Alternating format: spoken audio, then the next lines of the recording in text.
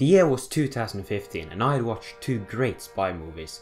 Kingsman: The Secret Service came out in February that year and became one of, if not the best movies I've ever seen. Then in August, Mission Impossible 5 Rogue Nations came out, and that movie turned out to be one of my favorite movies ever. So in my brain I was going, wow, this is the year of spy movies. I thought that there was no way Spectre could fuck it up. If Spectre was good, then 2015 would go down as the year of spies. At least for me. And it wasn't just those three. Spy came out that year to critical and audience praise, and Man from U.N.C.L.E. was good, not great. When you hear all these movies, Spy, Kingsman, Spectre, Man from U.N.C.L.E. and Mission Impossible 5, you would think that the movie that was regarded as the worst spy movie wouldn't be the James Bond movie, but, well, they fucked it up. The first thing that comes to mind when somebody says the word Spectre, for me at least, is dull. I've never seen such a pretty and fast moving piece of entertainment that has managed to make me sleepy. The movie feels about 4 hours long, even though it's a rushed mess of a movie that clocks in at about 2 hours and 24 minutes. How is that even possible? How can you make a 2 hours and 24 minutes long movie and make it feel rushed and unfinished? Well, I'm gonna take you through this piece of trash, scene by scene, and nitpick everything because I want to, okay? So the movie starts off with a pretty great opening scene. It's shot to make it look like it's one take, even though it clearly cuts at least 2 times. I don't know, I couldn't be bothered to count. All in all, this is a good scene. It was great, but then this happened.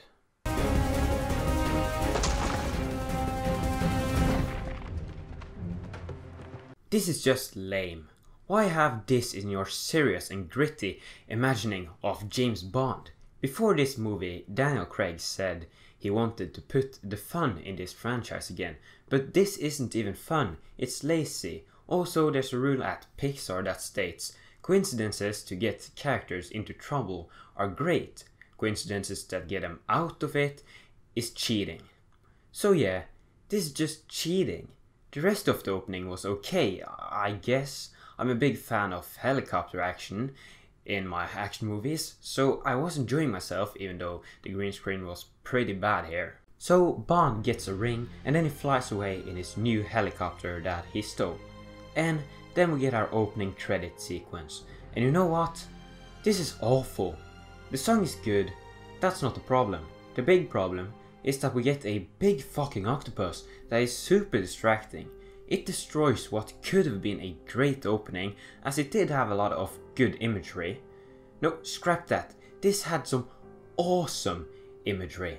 But for every West Berlin falling into the shadows and Bond and Madeleine falling, we get something as bad as Christoph Waltz turning into an octopus and an explosion behind an octopus. That one really gets me. Who thought it would look good having an octopus in front of an explosion? After this we have some scenes, I don't care to explain them. They're basically just Bond explaining what he's been up to and what he's going to do. Then we go to Rome with a badass car to witness the funeral of some guy. This guy that Bond killed in the opening. I like this little sequence just because of the visuals, and all in all this part is good with some actually decent dialogue, and it doesn't move way too slowly. But it did bring one thing to my attention.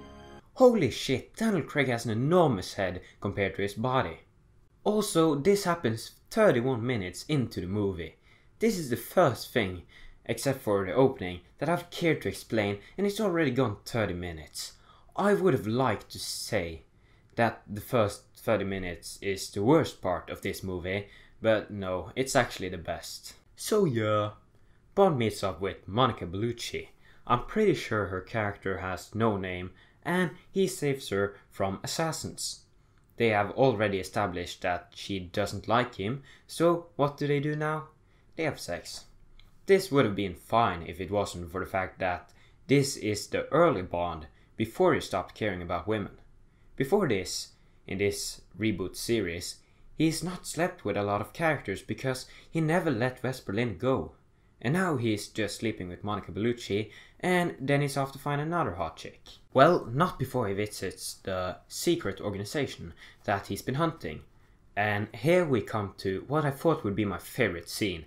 The trailers played this scene so many times because everything is perfect with it. It's beautiful, it has great suspense, there's a mystery to all the characters, and then he starts talking to Bond. And with 2 words, the villain of this movie turned from intimidating to pretty awful.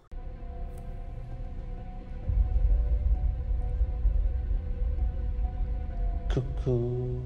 So Bond jumps into a car and we get a pretty boring and tensionless car chase. I mean, it looks beautiful, but Bond never gets hurt during this sequence. Not even a scratch. The only person that really gets hurt is this beautiful Italian man. And also, all of these jokes, wait, this only works if you're looking at me, jokes are painful. So Bond escapes and we learn that the next target of this organization is the Pale King. And who is the Pale King, you ask? I don't know. I haven't seen Quantum of Solace. I like this part with Bond and Mr. White. The atmosphere is pretty good. The script isn't natural, but it's fun. It's like that type of unrealistic dialogue that we sometimes want in a movie. You're a kite dancing in a hurricane, Mr. Bond. Well, it's a shame that this lasts about 3 minutes and we're off again to find the Bond girl of this movie, Madeleine. We are now in the second third of this movie. The incidents, something I can't be bothered to remember what it's called, happens when Oberhauser said, "Welcome, James." Even though we are in the second third, it still sets up a lot of new stuff and it travels to places that barely have any build up to them. Anyway, we get some boring scenes and then we're off with some plane action. And this is probably the best action scene in the movie, and it's still not good. First of all, why did I write 4 of all? First of all, it's so fucking boring and predictable. It doesn't have any adrenaline, it's just way too flat. No real action beats where you feel like any of these characters are gonna get hurt. No moments of coolness. I mean, it has one moment that I think is there to make you go, fuck yeah, but I was left with this thought when I saw it. That happened. So, they do a lot of stuff, I don't know. Let's just move on to this scene.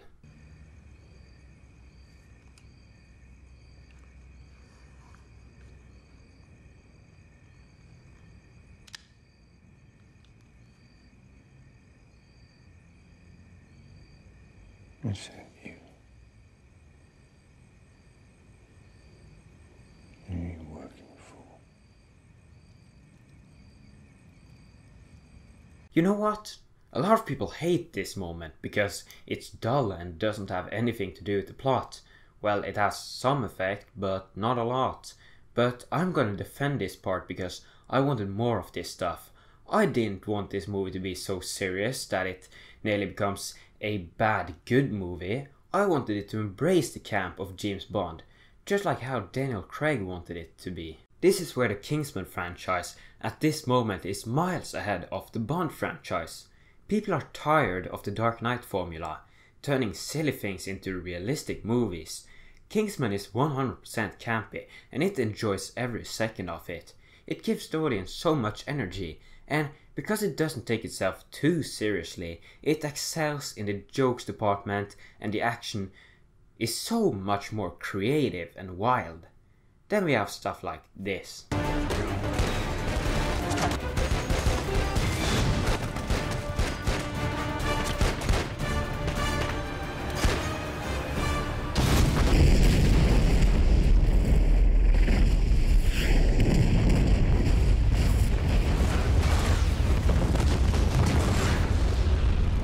Oh Christ almighty, that was horrible. Anyways, where are we? So our two characters are off. At this point we have learned one thing about our new Bond lady, that she is the daughter of Mr. White. Well, and that she doesn't want anything to do with Bond. So what do? Well, they fight off Dave Bautista, and then they have... Well, that was quick. There was absolutely no build-up to this. She hated him some moments ago, and now she can't get her lips off him. This is made even worse because this is going to be Bond's one true love.